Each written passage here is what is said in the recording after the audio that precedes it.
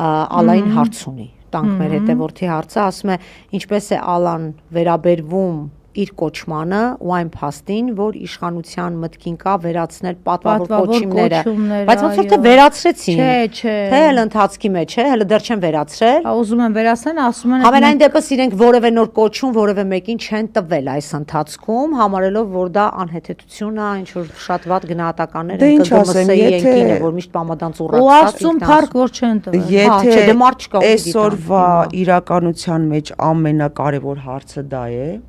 ինչ ասեմ, նախ ես շնորհակալ եմ մեր երրորդ նախագահին Սերժ Սարգսյանին, նրա ժամանակաշրջանում եմ ես ստացել վաստակավորի կոչումը եւ ոչ միայն ես,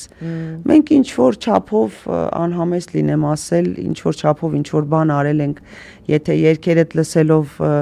տղաները ասում են Ալա ջան, այդ երգերի ոգիով ներշնչված գնում էինք կռիվ, Եթե այդ երկերը մարդկանց մեջ շփիտ են ու սեր են առաջացնում, սպարապետը, մյուսը,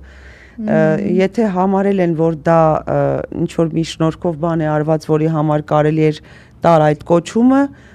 ես անչափ շնորհակալ եմ իհարկե մեր երրորդ նախագահին դրա համար, ու եթե պիտի դա ինձնից վերցնեն, այդ ինչ